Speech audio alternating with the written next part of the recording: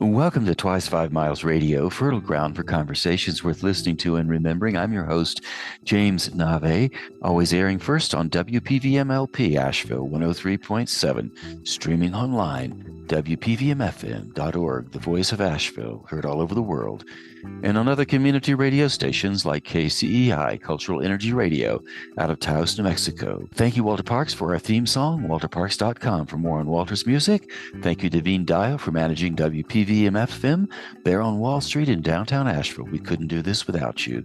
You can always reach me, Navé, at jamesnave.com if you would like to connect. I would love to hear from you. And wanted to remind you, we're sponsored by the Imaginative Storm Writing Project. If you would like to improve your writing and excite your imagination a bit, imaginativestorm.com is a good place to start. So today I have a new friend on. Her name is Holly McCann, and Holly is an executive leader. She works with groups all over the world. She has a very deep background in corporate world as well as in the spiritual world. And I met Holly at a reading that Maya Toll, an author in Asheville, was offering at Malaprop's bookstore. And we connected, and I thought, my goodness, how about an interview? So, Holly, welcome to Twice 5 Miles Radio. Thank you, Navé. So happy to be here and happy to have you as a new friend in town. Well, I'm glad to connect with you as well. So, leadership, that's your focus. Your business is Grail Leadership. That's your business's name. And you work with teams of people. And you also have traveled a lot and you've done a lot of work in the world of business. So I would like for you to start by focusing us on the essence, the center of gravity around leadership as you understand it, because you have a different take than the standard line up, salute, and march off to the sunset to see what happens kind of a leadership. I love how you teed this up, referring to the center of gravity, because that is exactly what I believe true leadership is all about.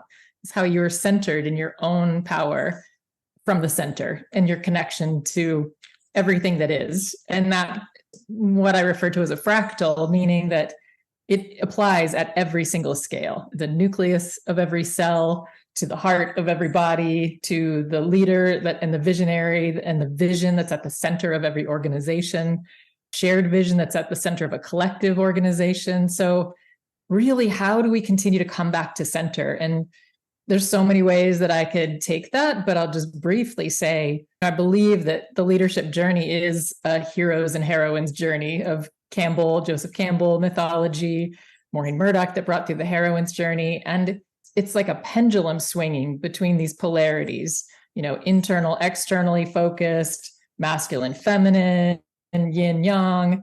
We swing in these pendulums that are so far off of our center. And for most of our civilization, the definition that we understand of leadership is a very masculine dominant definition. And I am not here to bash the masculine. I love the masculine. It just needs to be in union with the feminine. And so far, we've had the feminine sort of deep underground and suppressed. So a lot of what's happening in our world is the feminine's rising back up and wanting to come into union with the masculine. So that's where you find your center. When we're swinging in the pendulum, which we do as we're evolving and growing and understanding our world, ourselves, our communities, we do swing wide. But the more we can sort of swing wide and bring those back in and throw them into the cauldron of alchemy and integrate them all into harmony, then we're not at war within ourselves. Those polarities that are essential polarities of creation are dancing together in their own, what I call sovereign union. Each one is individually whole and amazing. And when they're in union together in harmony and synergy, that's where the real juice and thriving of life comes through. You mentioned true leadership. I hear that term a lot. True leadership. The true leader does this, the true leader does that, which implies the opposite, the false leadership. So you have the true leader and the false leader. Both leaders end up with followings. I think I know what a false leader might be. Sometimes I see people leading in ways that I think wouldn't be something I would want to join. It has a false tone to it. And yet it sounds true to many people who follow that person. So help us understand the contrast between those two ideas. Yeah, great question. And I think it's so subtle out there because we've been so conditioned to have one definition of leadership. And I was what I will call a false leader for many, many years, decades and careers that I spent achieving heights of success in these different careers by being that kind of a leader. When I say false, it's not like I was intentionally hoodwinking anyone or anything like that. I just was not being true to myself. And I didn't even know that I wasn't doing that. What I mean by that is the falsity is that where are you orienting? If you're orienting to an external definition of what the world wants you to be, what you think you need to be, how you think you need to be moving according to these parameters of what society tells you a good leader does or needs to do, grow the company, raise a lot of profits, return profitability to the investors, right? There's a whole track around that that's very well grooved. People understand that, people know that. And a lot of people follow that because those people are externalizing their own power, looking outside of themselves for someone to lead them, to tell them it's going to be okay, to tell them they've got it figured out.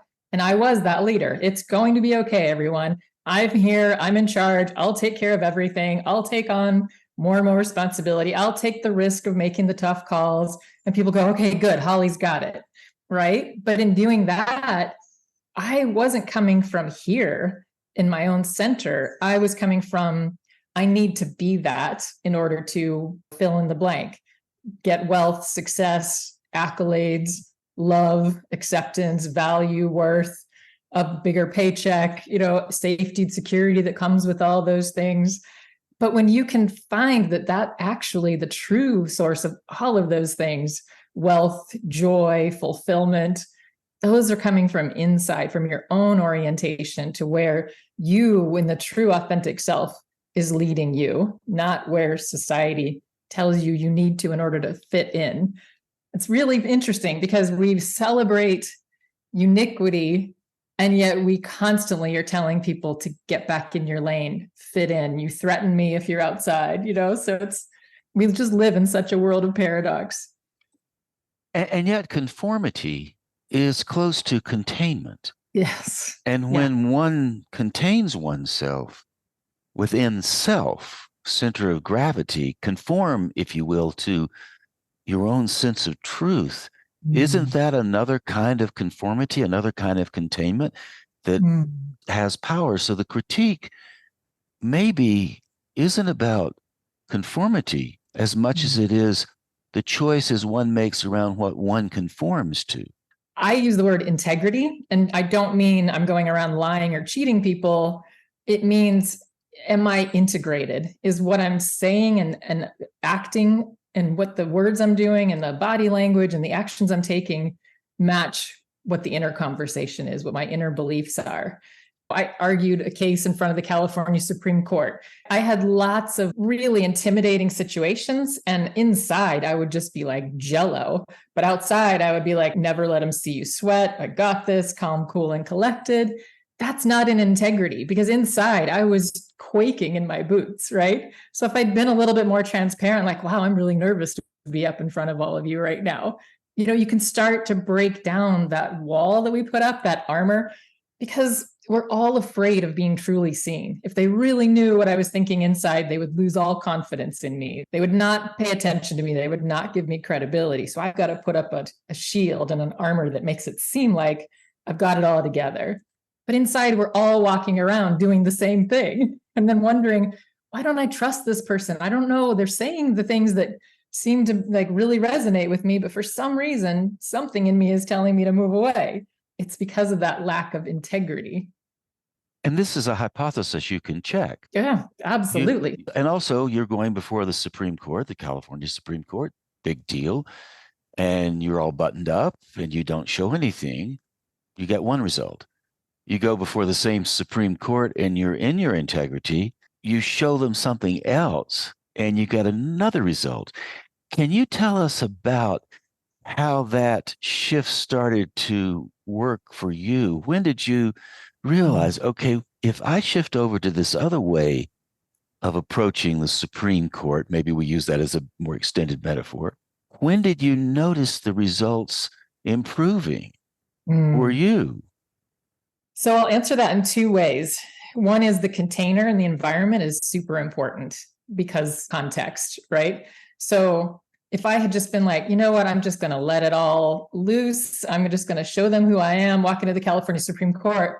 And if I go in there and say, you know, Your Honors, I'm so nervous today, I'm really afraid I'm going to mess up, I'm not even sure if my argument is sound, you know, all the thoughts and voices that are in my head, they would be like, please leave our court. Right. So that whole system is all based on the same kind of patterns of behavior and agreement fields. Okay, we're going to go with the ones that convince us the most, that make us feel they know what they're talking about. They've got this thing figured out. Right. So you kind of can't walk into the California Supreme Court and be super vulnerable. Yet, that's where we're all craving connection, authenticity. Think about the things that you find when you connect most deeply with individuals. It's when you see their heart. It's when you see who they are in their humanity, in their realness. But we've set up these systems and these structures where we don't allow each other to be real, but we're saying, I'm craving to connect with you. I'm craving to feel the real you. But then as soon as you show me the real you, I lose confidence. I get scared. I sort of ostracize you because I don't know what to do with you. So I feel like many brave souls are pioneering this new territory of let me just start to be more authentic, then create these systems and these structures that not only allow for that, but encourage it and celebrate it and say thriving happens in biodiversity. We don't need conformity around the table. We need a whole group of diverse perspectives to tap into the wisdom of the collective that's far better than any one of us could bring through. But in doing that, we need to be comfortable with someone who doesn't quite see the world exactly like we do, because that's not the point. We want differing perspectives, but we are threatened by them right now for the most part. I'll go back to the second part of that answer, which is how did I come to this? And really, it was the choiceless choice. I mean, I got to be close to 50 years old and my pressure cooker was just ready to blow because I had lived carrying around this armor and these masks, to where that genius that lives inside of me, that really feminine power that was living deeply buried within me, was not willing to be shunned and exiled in the castle anymore. She was like, I came here to be, not to like shrink away. So all this pressure was coming in at the same time that this authentic me was ready to burst out. So it just got to this point of I couldn't do anything other than that. Life brings you, especially when you're stubborn, and especially when you're sort of in that track of, I will figure it out. I've figured it out before. I know there's a way. If I just try harder, work smarter, it takes a 2x4 sometimes to hit you upside the head to where it really gets your attention. And you're like, oh, this is one or a series of ones that I can't resource my way out of, figure my way out of, work harder my way out of. And that's where sort of the dark night of the soul of many aspects of my life, the walls started just collapsing in, because it was a house of cards built on this unstable foundation.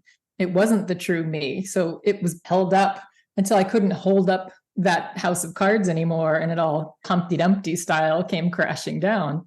Greatest thing that ever happened to me, and the most challenging. So when it came crashing down, what were some of the steps you took to build it back up, with vulnerability being more of a currency and allowing vulnerability to inform understated confidence? Yeah, it was quite a journey, I'll say. I was so steeped. I was the firstborn of 4 girls. I really raised my sisters and my mom in a single parent household. Like from birth, basically, I was in that I'm a leader role. So it was very conditioning and ingrained. I didn't even know I had a real feminine side in me. I would push away from the feminine. Cocktail parties, I would hang out with the men talking about business and entrepreneurship and be like, I don't want to listen to the latest dish soap that this woman found. I had this disdain for the feminine as being weak. When I got flattened, I had no choice but to just surrender finally. I kept trying and kept hitting a brick wall, and things like my mom was dying of ovarian cancer. I was powerless, even though I tried. I couldn't heal her from that. Things like that were happening that were way beyond what I had the power to control and try to fix. So in that space of surrender and complete unknown of, I don't know who I am anymore. I don't know what makes sense to me. I don't know what I know. My whole world had been a world that was carefully controlled around what I knew. And then this just blasted open. And in that space, I just had to finally grieve, feel powerless, feel like I had no clue about anything, watch all the things fall, because I literally couldn't pick myself up off the floor to fix them. Luckily for me, I had amazing women friends. They could hold a space. They would be there for me to just see me in my vulnerability, which was always terrifying to me. I didn't want anybody to ever see me fall apart. So for the first time, I could be witnessed in this weak, vulnerable state, and they loved me anyway. This is part of your expansion. This is part of your true you coming out. And that was a revelation. You mean I could be this messy and you still love me? You still come back and want to have a conversation with me? So that was the start of the revelation. And then the more I let myself do that, the more I came to appreciate myself, hold compassion for myself, the more it just snowballed into then outside those tight relationships, I could be more vulnerable. I could openly say, I really appreciate myself, where before I would be like, I can't say that, so many things started to happen. And it's a long journey of many, many, many layers, but really, I'd say the biggest blast of freedom is in that explosion where, oh my gosh, I don't have to hold this anymore, and I can't. If someone had said, no, Holly, you can fix this, you can hold it up, just keep trying, it would have prolonged it. I would have still had that, like, I'm failing at this, I need to get better at it, which is the whole voice in my head. But this just got to a point where I cannot do this. And that's okay. Life goes on. I'm still alive. I'm still loved. I'm still accepted. Was your flattening something that happened quickly, or was it a slow, gradual incline that suddenly was flat? And how long did that last before the flattening became upright again? Yeah. So it happened in waves. I was perpetually on that climb the corporate ladder of success. There's a bigger mountain, I'm going to climb it. I'll get to the top of that one, but there's another bigger one. I haven't quite reached it yet because there's still another pinnacle. So I would achieve all these successes, but still have this voice saying, you're not doing enough. You could be doing this better. There's more perfection to be attained. There's more finances, control, accolades, whatever. Keep going, keep climbing. After 12 years of being a lawyer and corporate executive in the Silicon Valley, I was getting burned out. My kids were young. I wasn't spending quality time with them like I wanted to. And so we moved to North Carolina for a better quality of life. We moved to Chapel Hill, and beautiful, amazing place to raise young children. And I instantly jumped into I'm going to start my own business, thinking that, well, I'll have my own staff. I don't have to work all these hours. I'll have employees to run the store. And the phrase of wherever you go, there you are is so accurate, because I just took the same me that was running myself ragged in corporate, brought that into the small business arena and just compounded it. So 12 years later, what's wrong with me that I just can't be happy with what I have, with all the successes I've created? There's not enough. So then I switched to coaching other small business owners, but then started feeling that old, it's just not enough. I should be making a bigger impact in the world. This phrase of this feeling of it's not enough kept coming through. And recently I've looked back and I was, oh, really? What my internal dialogue, the more truthful would have been, I'm not enough.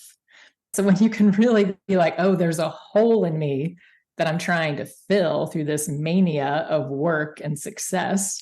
So that happened in all these waves where I make these changes thinking, oh, if I just change careers, if I just change locations, then it'll be better. Then I'll be able to really enjoy my success.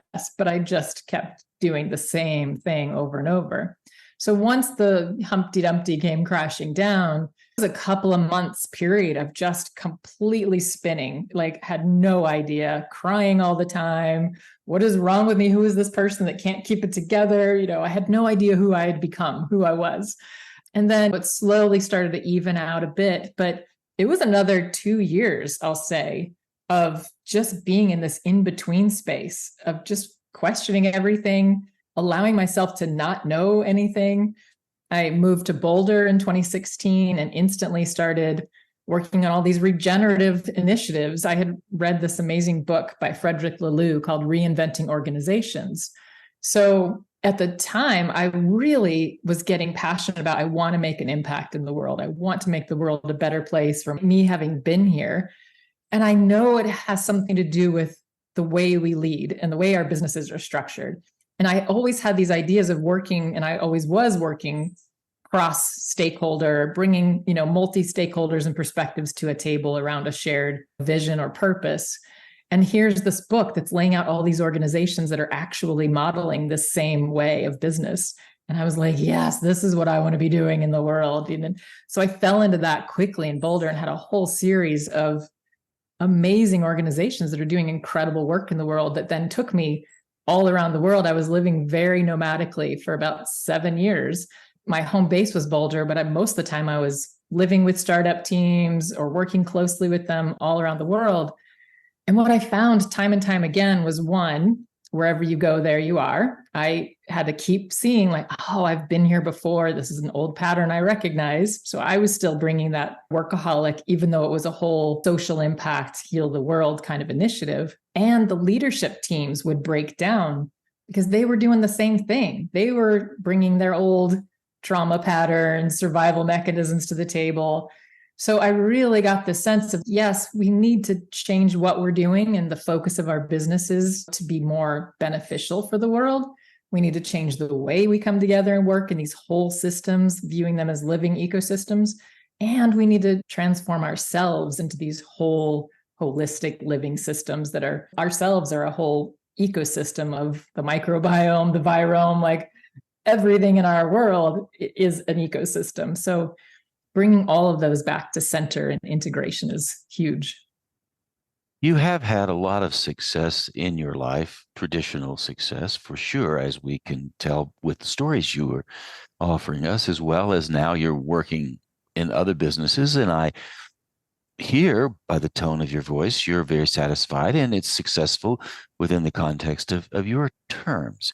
A lot of people out there, and I run across a lot of folks, I do a bit of coaching myself, and they just would like to have one score, one home run. If I could just only get that one thing so I could be proud of, one fully realized, wow, I saw the sunrise. They often fall short of that. So you don't have even that first experience of, wow, I did something that was really satisfying, that took my breath away. And yet they keep trying and they keep working because there's some still small voice inside that says, you have to keep moving here. There's something there for you. Maybe they feel like they're not led properly, or they don't understand leadership, or they don't understand how to find a mentor. And there are thousands and thousands of people like that. How do you help people reflect on that? Because you have all of this success and you came down, flattened, came back up again, and you've had that experience of the wave, like in the sound wave, up and down, the ocean comes in and out. But for somebody that hasn't done that or still trying, how do they find their way into something that can feel good for themselves? Yeah, great question, Navé. So the first thing that I often do is say, tell me what success looks like to you. And usually they stop, blank stare, confusion, deer in headlights. What do you mean? It means making a lot of money or getting a lot of accolades or having a huge reputation in my career, making the CEO, whatever that is generally a fed to them definition of like, here's what success means. Here's what everyone needs to find success as.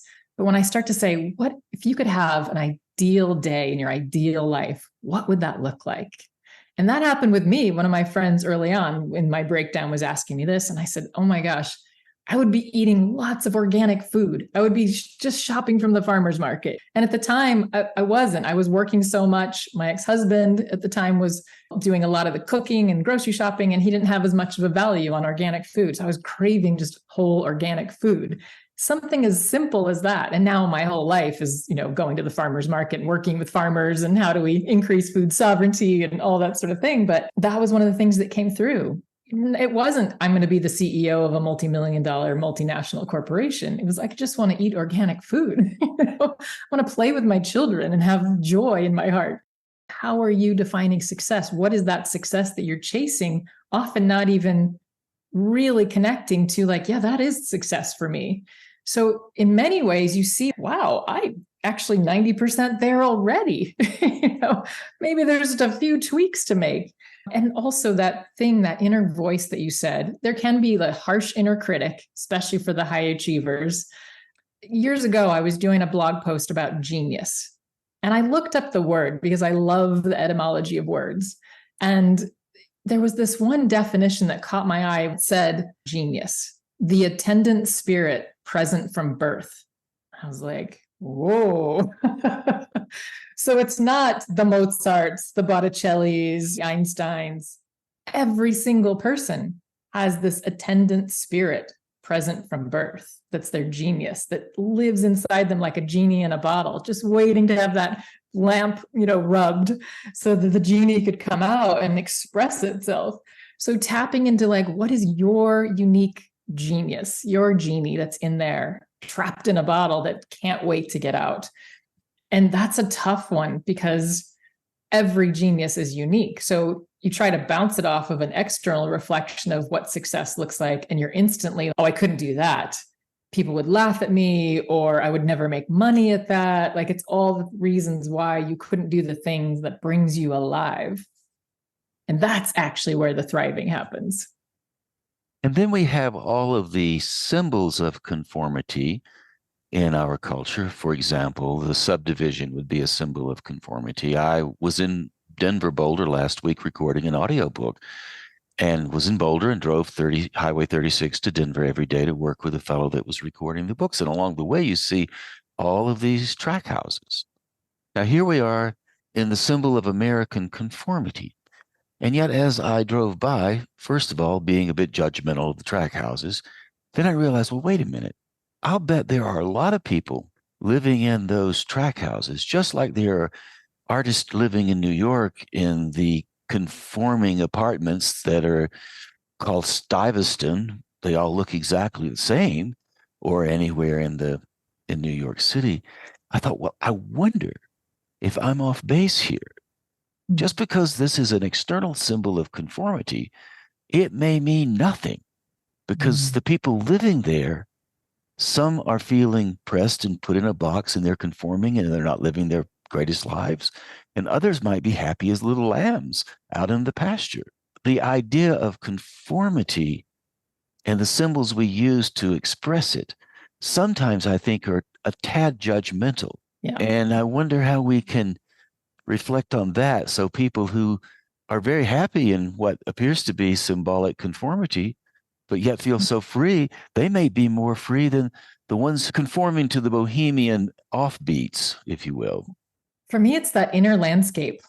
How at peace are you with your own desires, thoughts, judgments? Are you comparing yourself, keeping up with the Joneses? I've got to have a bigger or more unique house, or I don't want to look like everyone else because I want to have my own style, my own uniqueness. Like you said, the people that might be just perfectly happy as a mouse, they've got their own little warren in there that they've made their own, their style of furniture, their paint colors, their favorite dishes, their favorite artwork that could be anything from a Renoir to their child's finger painting on the refrigerator. They've made it their own, even if the outside looks very conventional, conforming. So it really is, what's your orientation to your surroundings, which often is a reflection of what your orientation is to your inner landscape. We have these out picturing. A lot of times we see a judgment like, oh, the cookie cutter tract housing. Often that goes with it's low income because those are cheap to build. Let's make them all the same. The factory conveyor belt production.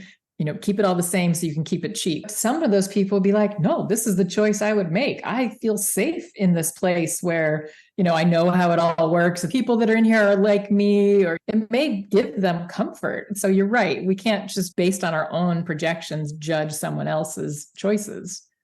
And I'm thinking of those houses on Highway 36 between Boulder and Denver. Yes, I know them well.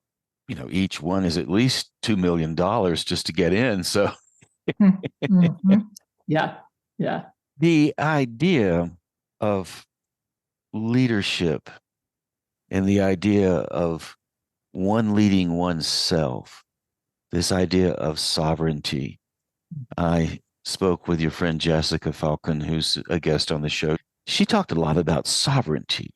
I've loved her take on sovereignty. I would like for you to reflect a bit on your take. You may share a fair amount of the same thinking Jessica has, but I would be curious to see the nuanced differences, if there are any.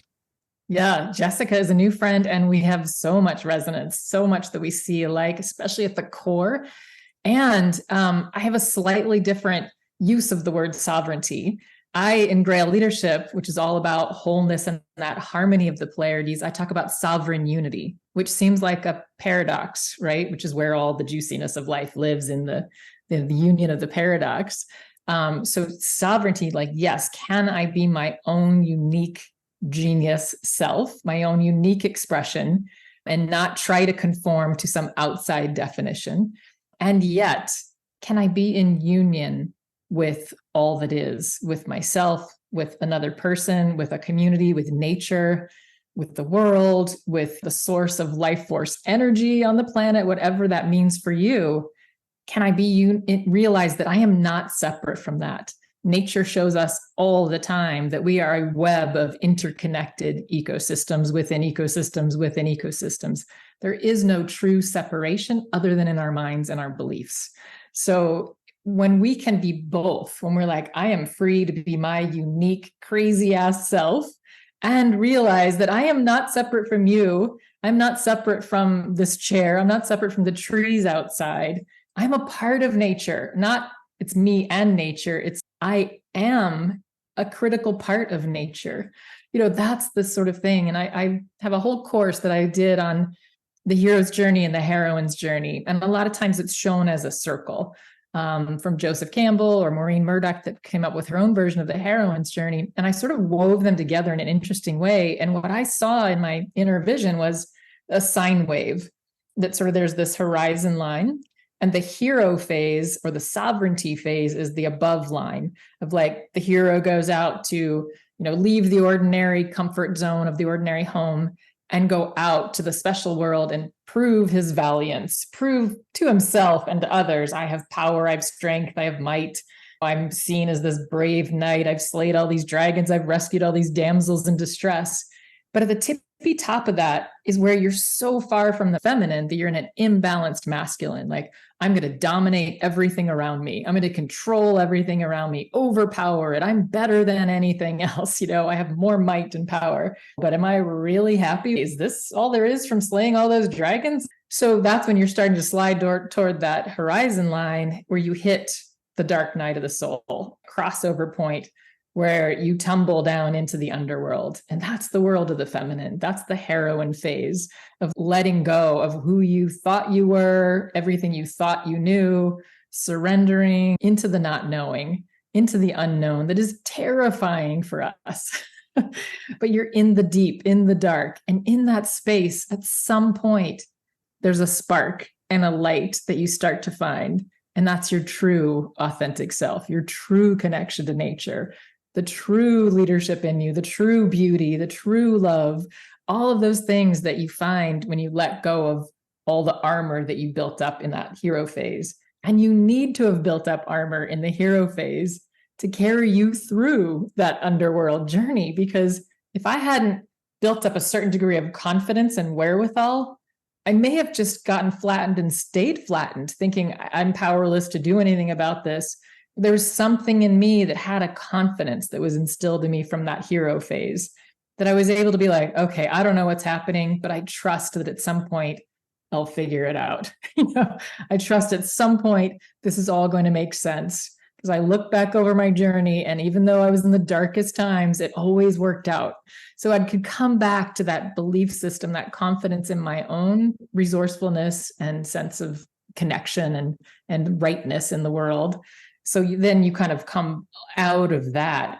And when you're coming back to that horizon line and you bring that masculine phase and that feminine phase into wholeness, and you integrate all the things that you pushed aside when the pendulum was swinging and bring them back in, that is where true thriving in your center, in that life force energy of vitality and creativity and joy, and not only just joy, but you're able to be with the pain and the sorrow and the heartbreak of the world as well, because you've gone there. You haven't been like, I don't want to go anywhere near that. You've dove straight down into the belly of the beast, right? So, and the dark night of the soul implies the day and the night is there. The yes. joy, the pain, and the contrast between the two. Interwoven in your narrative just now, you use the word belief a lot. Mm. I believe this, I believe that. Belief is something that we all have a great deal of commitment to. I believe this, I believe that. And many of our beliefs are well established, well entrenched. I would like for you to reflect a bit on how beliefs change. And do they change? And do we have a set of beliefs built into us from the moment of birth? The attendant spirit, you arrive with the attendant spirit and you start to develop a set of core beliefs. Yeah. I'd like for you to reflect on the changing of beliefs. And do they change? Belief is not necessarily tied to facts or reality, is it? I can speak for days on this. I will try to encapsulate it. I love this topic. So, most of my life, I was on a quest for knowledge. If I just figure out how the world works and how to succeed and how to win the game, I'll be safe. I'll be okay. And that was what I was constantly doing. So, in that world, the belief was there is a right way and a wrong way to do things. There's a way to get to success. There's a way to get to financial freeness, all that sort of thing. You're very much in this narrow corridor of this belief set, because this is what's fed to you, and you don't veer off of that, because then you'll be doing it wrong and you'll lose your way, right? Well, life has shown me time and time and time again, as if I start to be like, well, what if that's not true? And you question those beliefs and the beliefs that underlie those beliefs. And why do I believe that? Oh, because of this. Well, why do I believe that? Oh, because of this. You can start to see, I really have come to a knowing, and I hold that loosely. Our lives are created from the stories we're telling ourselves. And that's all a belief is. What's the story I'm saying yes to?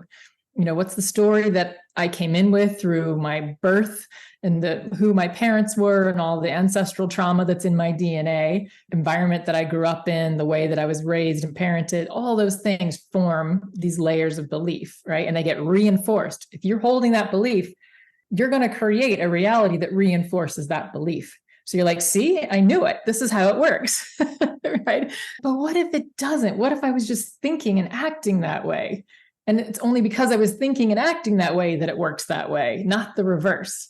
And that's what so much of science, and there is a right way and a wrong way. There's fact and there's falsity. That is so not our world that we live in. We live in a very malleable universe based on lots of different possibilities and potentialities that you start to form into matter as you start to say yes to a particular storyline and add more, depth and characters to it and all that sort of thing. So I have loved, from a very rigid mind approach to life that kept me very locked into what I could do and couldn't do, to like blowing that wide open and having these incredible conversations with these people that are like, yeah, did you think, did you hear the world might be flat? And instead of being like, oh, you're an idiot, that is wrong, I'd be like, let me see what you have to say about that. One of the most compelling moments was when someone said, think about what is in every single elementary school classroom when you were growing up, a globe. It's reinforcing this. Nope, the world's round, the world's round. What if it's not? So I don't know what I believe, but what I do now hold is truth is malleable. I might be like, yeah, that story resonates with me right now. I'm going to choose to say yes to that story. Or so many times I'll be like, that could be true. It might not be true. I don't need to know one way or the other in order to feel safe now. So that very masculine dominant left brain approach is reductionist. It's either this way or that way. That's how that left brain works. So we're constantly like right, wrong, yes, no. But the feminine side, the right side, is full of an abundance of possibilities where if you really live in that space for a bit, you can see like, wow, in this same space, multiple seeming competing truths are true. So I had one time I was in a retreat in New Mexico. This very brilliant man from India was there, and he showed us a 5-minute video, very, very compelling, that the world was going to burn up from climate change, and the last man alive would be in 10 years. We're done for. Oh my gosh, like this is happening faster than I thought. The world's on fire. And then he's like, now I want you to watch this. A 10-minute video, extremely compelling case about how the world was getting colder and that we were going to die from an ice age that was starting to form. And so here are these two diametrically opposed, the world's burning up, the world's freezing, and very compelling data, facts, all the things. And having been a lawyer, I'm like, yeah, that joke about someone says, what's the answer? And the lawyer says, what would you like it to be? I mean, I can make a case on either side, and had to do that in my training. So you can't really hang your hat on this is truth. It's really like, well, maybe, but it could equally be this. And I think that's when you start to allow for a diversity of perspectives. I don't need you to share my same beliefs in order for me to be friends with you, in order for me to let in, you have a totally different perspective. Now I'm like, tell me how you see the world. I want to see it through your eyes instead of, no way, Navé, you don't see the world I do. So I'm just going to write you out of the picture. I'm not going to listen to a thing you have to say. And I'm going to discredit you and dislike you because you don't believe like I believe, because that's how I found to keep myself safe. But when I can feel safety in the paradox and in the uncertainty, that opens up a whole world. I'm thinking of commitment now and belief in commitment, because I have a lot of beliefs and I do feel like I've made some choices and I'll make a stand because of my logic, my rationale. And yet when I look at what I'm committed to, not my intellectual commitment, for example, this interview, I do one of these a week for no reason other than I love to hear what people have to say. So I am committed to hearing your story, whatever it is. Do I believe in radio? Well, I like radio, so yeah, I must. But I do believe in my commitment to this process every week. So I wonder if we could find some good information by doing more of a commitment inventory. What are you really committed to? I'm committed to ironing my shirts because I like to wear ironed shirts. A commitment inventory. What are you committed to? Not the big things, but the little things. I love that. I love that. And that's, I talk about devotion a lot. I'm devoted to this notion that, and I say it in that way of like, it's a concept, it's an idea. I can't necessarily prove it. I may end up being wrong, but I believe that regenerating leadership has the power to transform the world. If we transform the way we lead and the way that people spend so much time and energy and the power that business wields, we can rapidly transform the world, right? So that's a belief that I'm holding. Now, I may believe this is the way we get there, but time and time again, as more data comes in, I can be like, oh, I thought it was this way. Maybe I need to take a slightly different approach. That's where the masculine and feminine weaving come in. If you're just in the feminine of like, I don't know, anything's possible. I don't know anything. It's hard to move through the world. It's hard to take action. It's hard to set a trajectory, right? I mean, it's hard to have a solidity because that may be true. I might like vanilla. I might like chocolate. I don't know.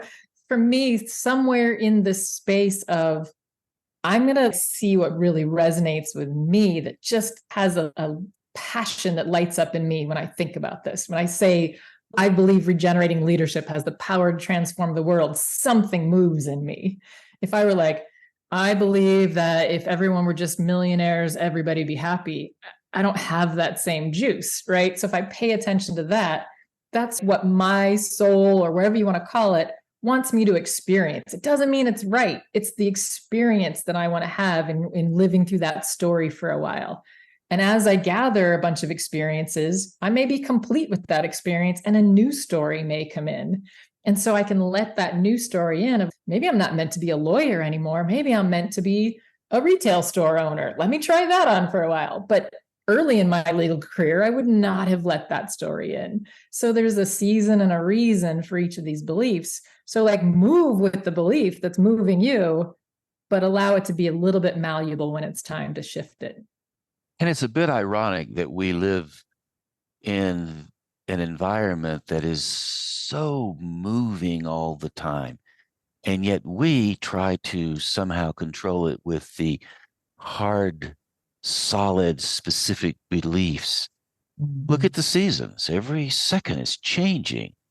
Yeah. All you have to do is watch the ants or the spiders run around a bit. You know that it's just this constant movement, and we're on a 25,000 mile an hour planet that we're spinning all the time.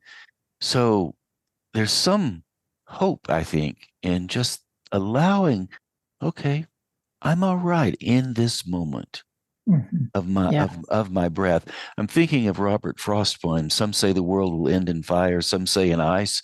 From what I've tasted of desire, I hold with those who favor fire. But if it had to perish twice, I think I know enough of hate to say that for destruction, ice is also great and would suffice." It's that industrial dichotomy. You're going to have ice or fire, and you're going to just be dead either way. And that's really not true. There's the fluidity of the sea, the fluidity of the birth, all of us being born every day as we go forth. That's beautiful. You know where I found that piece of allowing that sort of sensibility of and allowing change is once I could really deeply understand nature and the cycles and the seasons and the archetypal pattern of humanity, of nature.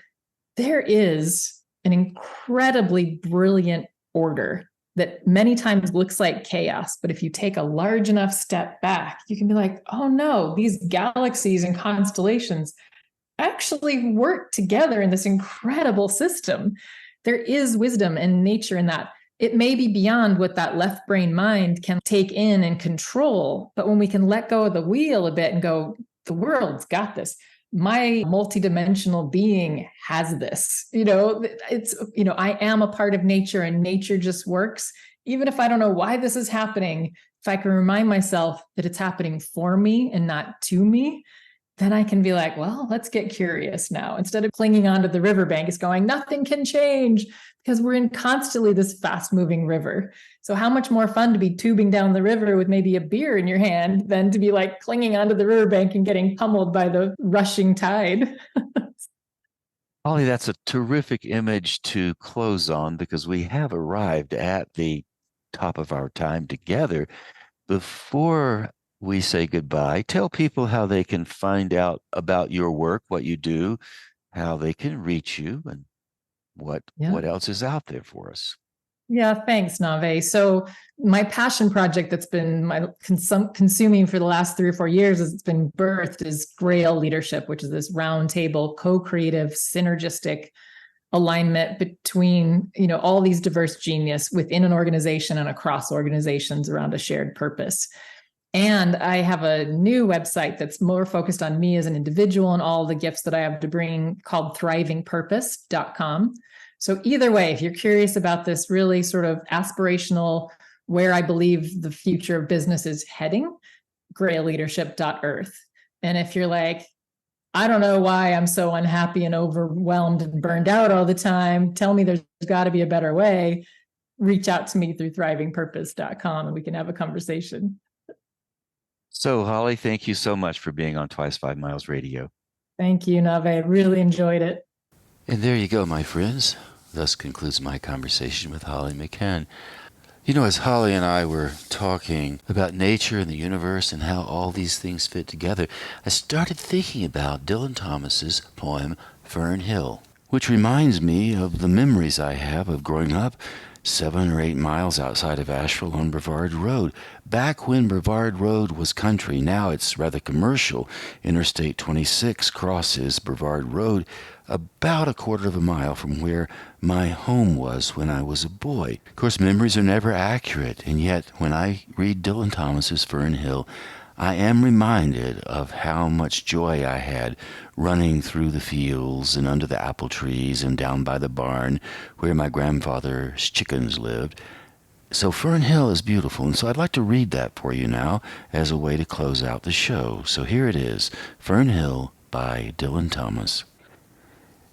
Now as I was young and easy under the apple boughs, about the lilting house, and happy as the grass was green, the night above the dingle starry, time let me hail and climb, golden in the heydays of his eyes, and honored among wagons, I was prince of the apple towns. And once below a time, I lordly had the trees and leaves trail with daisies and barley down the rivers of the windfall light.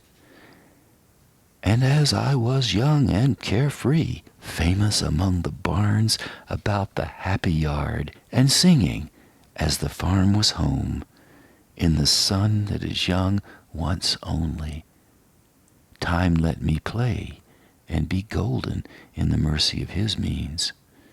And green and golden I was huntsman and herdsman. The calves sang to my horn, the foxes on the hills barked clear and cold, and the Sabbath rang slowly in the pebbles of the holy streams. All the sun long it was running, it was lovely.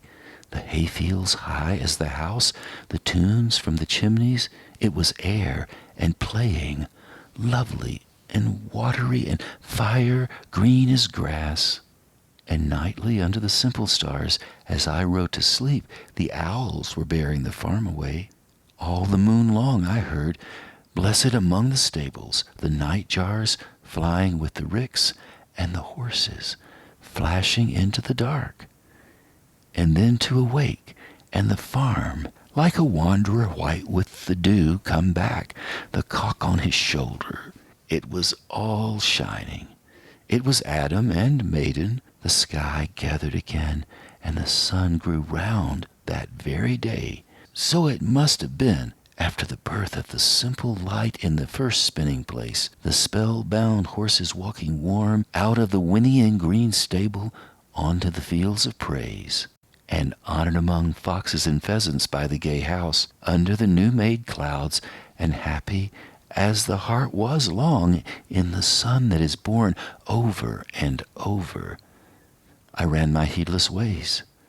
My wishes raced through house-high hay, and nothing I cared at my sky-blue trades that time allows in all his tuneful turning, so few and such morning songs, before the children, green and golden, follow him out of grace. Nothing I cared in the lamb-white days that time would take me up to the swallow-thronged loft by the shadow of my hand in the moon that is always rising, nor that riding to sleep I should hear him fly with the high fields and wake to the farm, forever fled from the childless land. Oh, as I was young and easy in the mercy of his means, time held me green and dying, though I sang in my chains like the sea. And that was Fern Hill by Dylan Thomas. If you have a favorite poem, maybe one you've memorized, and you also like to write, you may have noticed how the favorite poem that you've memorized possibly can influence some of the material that you generate when you're writing. I have a lot of references in the work that I do. For example, in my book 100 Days, A Poetic Memoir After Cancer, Stare into the Perfect refers to the country. It refers to the Taos area, not western North Carolina. It's a very short poem that gives you a good example of country references and how I might have been influenced by Fern Hill Stare into the perfect. The ease of Taos continues. I've gained much contentment from the magpies in the trees and much camaraderie with the regulars here at Wired Cafe who would believe me if I told them I was eating plums inside the bounty of my dreams. Dreams belong to this land. Far away up in the mountains, a young shepherd tends his flock. He stares into the perfect openness of passing hours. His voice is a deer coming out of a tree. Eyes see everything when they are allowed to look. So that's a nice poem to close on, give you a little bit of a sense of how Fernhill might transfer slightly into Stare into the Perfect. So on that note, thank you ever so much for listening to Twice 5 Miles Radio. I appreciate it. We're always airing first on WPVM-LP, Asheville 103.7, streaming online, WPVMFM.org. The voice of Asheville heard all over the world and on other community radio stations like KCEI, Cultural Energy Radio, coming out of Taos, New Mexico. Thank you, Walter Parks, for our theme song. WalterParks.com for more on Walter's music.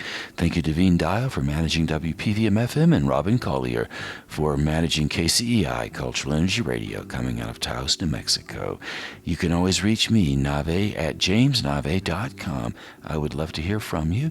I'd like to remind you that we are sponsored by the Imaginative Storm Writing Project. If you'd like to improve your writing chops, imaginativestorm.com is a good place to look. And if you would ever like to join the free workshop that I do with my creative collaborator under the banner of Imaginative Storm, you can do that as well. Every Saturday, 10 a.m. Mountain Time, noon Eastern Time, imaginativestorm.com for all that kind of stuff that will make your writing better. Once again, thank you ever so much for being part of Twice 5 Miles Radio and tuning in. I do hope you come back sometime soon. Till then, I'll catch you on that turnaround somewhere down the line.